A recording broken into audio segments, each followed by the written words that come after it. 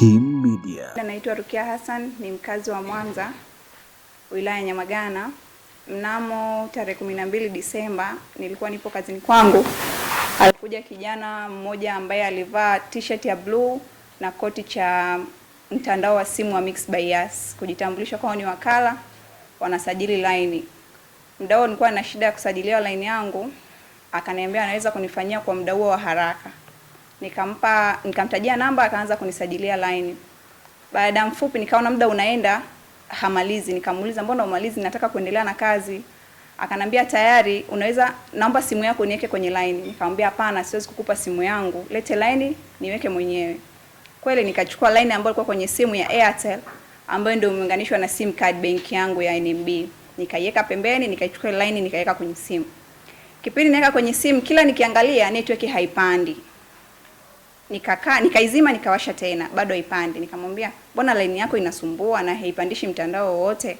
Akanambia wewe kuwa na subira, endelea kusubiria, au mimi naweza nikaenda nikakuachia nikarudi baadaye. Nikamwambia hapana, wewe chukua line yako, mimi baadaye nikipata muda nitaenda ofisi za Tigo mwenyewe. Kipindi kabla hajaondoka, nikaitoa ile line nikamrudishia, nikachukua line yangu ya Airtel, nikamkuta anayo mkononi. Nikaichukua line nikairudisha kwenye simu. Akaniambia hivi, unaweza uiwashe simu yako, labda ina matatizo, ndani ya dakika 10. Nikamwambia hapana, simu yangu ni ya kazini, siwezi kuiacha off. Nikaiwasha. Akatoka. Baada ya kutoka dakika 5 ikaingia message kwenye simu yangu. Milioni 5 imehamishwa kutoka kwenye simu yangu kwenye lipa namba mtandao wa Tigo. Nikaiangalia, naangalia ni account yangu mimi pesa. Nikatoka nikakimbilia NMB. Kipindi niko njiani, hela ilikuwa inazidi kutolewa. Mpaka nafika NMB nakuta nimetolewa milioni 9,400,000. Account yangu kabidi NMB waifunge, nikakimbilia Tigo. Nafika Tigo, natoa maelekezo, wananiambia tayari hela imeshatolewa, imehamishwa kwenye namba nyingine. Ikabidi niende polisi. Nimeenda polisi, nimetoa maelekezo, nikafungua kesi. Mpaka leo hii bado kesi iko inafuatilia. Jana mida ya jioni nikapokea simu kutoka kwa rafiki yangu. Akanambia niko mtandaoni, nimeona watu kama wale waliokuibia, nikakukumbuka. Mimi nikamwambia nitagi niwaone. Kipindi ananitagi naingia kwenye mtandao, nakuta ni yule kijana ambaye aliniibia mimi. Na kwa bahati nzuri nilikuwa nina kitambulisho chake. Nikachukua ile picha na kitambulisho, nikaangalia ni yeye. Nikaa na rafiki yangu nikawapigia, nikaanza kuwatumia, akamwambia huyo ndio yule. Kabidi nimpigie afisa upelelezi wa kesi yangu. Nikamuelezea, akaniambia sawa, haina shida, ninachoweza kusema kwa sasa hivi wewe jiandae, asubuhi uende Tabora, alafu process nyingine zitaendelea. Sasa mwezi wa kwanza mwishoni, kuna watu watatu wameingia dukani kwangu pale, wamevaa uniform ya Tigo Pesa ya Mixx by Yas. Sasa walivyoingia pale ndani, kuna bibi alikuwa pale na kuna wafanyakazi wangu wa dukani pia walikuwepo pale. So waliwaambia kwamba tunaomba tunalipa namba ya Tigo. So tunaomba simu zenu za Tigo Pesa bila tuwafanyie software update, tunataka kucheki pia. So kwa sababu wamevaa sare ya Tigo, wamesema sasa hamna shida, wapatie simu. Wameyapatiwa simu, wametoa line ndani, wameingiza kwenye simu yao nyingine. Wamefanya mambo yao, wameomba kwamba namba tuwekee namba ya siri la nini wa update software, na bahati mbaya vijana wangu pia wamepatia. Sasa walivyofanya hivyo wameondoka. Sasa siku yake sasa next day, siku ya kwanza, ghafla wanaona kwamba milioni 5 zimetoka. Sasa wakati huu bado hawajui kwamba milioni 5 zimetoka. Siku ya pili milioni 5 zingine wametoa. Limit yetu ni milioni 5 ya siku. Siku ya tatu wametoa milioni 1,765,000, kitu kama hivyo, ile yote ambayo imebaki. Baada ya siku 3-4 ndio tumejua wakati tulikuwa tunahitaji hela sasa tutoe kwa ajili ya kufanya payment kwamba hii hela imeibiwa. Baada ya hapa sasa ndio mzee wangu kaenda pale kituoni, kaongea na watu wa upelelezi wa ofisi ya RCO kwamba tunafanyaje. Hii ilikuwa mwezi wa kwanza mwishoni. Mwezi wa pili tumesubiria bado. Mwezi wa tatu hapa sasa ndio nashukuru Mungu kwamba kitu ilipika kasi, kwa sababu mheshimiwa afande RPC pia aliingilia. Yote imeenda vizuri, na mara ya mwisho tulipata habari kwamba hao watu wanaonekana wapo hapa Tabora.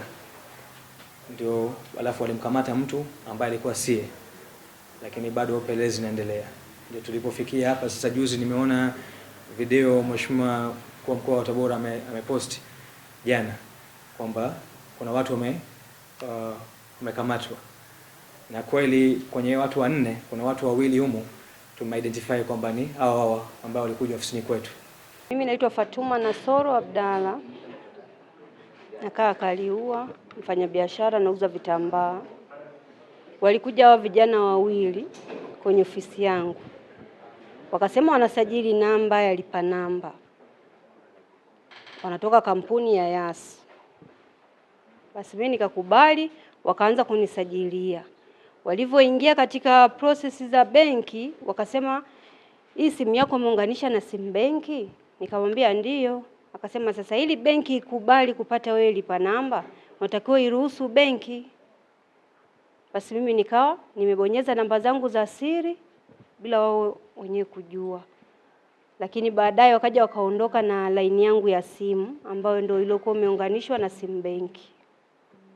Wakaniambia sasa dada, sisi tunatoka baada ya dakika 20 tunarudi, tutakuletea hiyo karatasi yako ya lipa namba, utaanza rasmi matumizi. Basi nimekaa mpaka dakika 20, nikasema mbona hao kaka mbona hawarudi? Baadaye ndo akaja dada mmoja hivi, waga ni mteja wangu, akaniambia dada, nimekupigia simu yako yani upatikani. Nikamwambia mbona simu ninayo hii hapa. Ndo baadaye kushtuka sasa mimi ndo kumpigia yeye ili nijue kwa nini sipatikani. Ndo kuangalia namba nyingine wameniwekea, wakaondoka na line yangu. Ndo nikakimbia moja kwa moja kwa wakala. Nikafika nikamuelezea wakala, nikamwambia wakala ifunge kwa sababu line yangu nimeunganisha na simu benki. Basi wakala akawa amesema ameshaifunga. Baadaye akaniswapia namba hiyo hiyo ya Voda.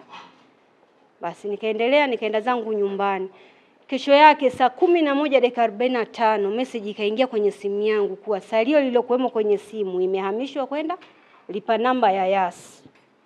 Ndio hapo niliposhtuka, nikawapigia wale huduma Vodacom. Nikaongea nao, nikawaelezea ilivyokuwa. Ndio akasema hii hela imetoka, haijachukua muda mwingi, ngoja tuizuie. Ndio akawa Voda wameizuia, wakanipa masaa 24. Ndio hapo akili kanituma, nikasema hapana, ngoja nikimbie benki. Ndio kwenda benki moja kwa moja, nikamwambia nataka niangalie salio. Wakaniruhusu, nikaenda kuangalia salio. Nilichokikuta kwenye salio ni shilingi 6,000 tu. Ndio hapo nilipokimbia moja kwa moja paka kwa manager. Nikamwambia manager, mimi nilikuwa na salio na nimeshaibiwa. Alafu mimi na watoto wadogo na ni mjane, sina mume.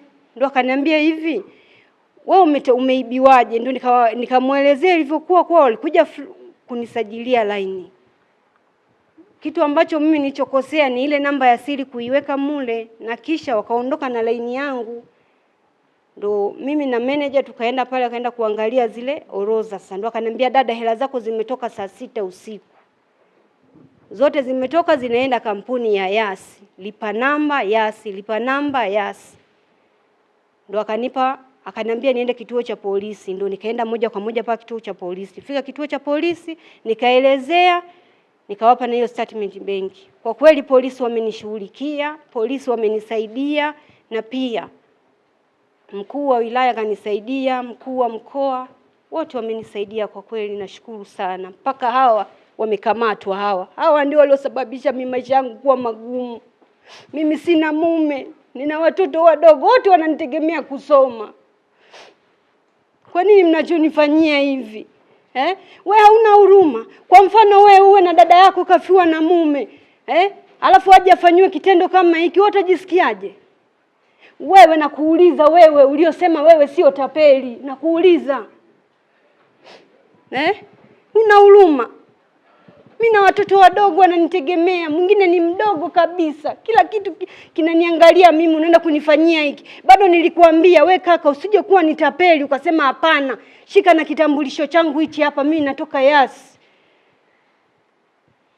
Kumbe we ni tapeli, umeniibia, umenirudisha kila kitu nyuma. Mimi sasa hivi nahangaika, sina kitu, vitu vyote umeshabeba, mali yote nilioachiwa umechukua. Naomba kama unanisikia nirudishie haki yangu. Hiyo ni haki yangu. Ni kwa ajili ya watoto wangu wadogo wananiangalia mimi. Tafadhali usisahau kusubscribe, kulike, kushare na kucomment ili uwe wa kwanza kupata taarifa zetu kutoka hapa Kim Media.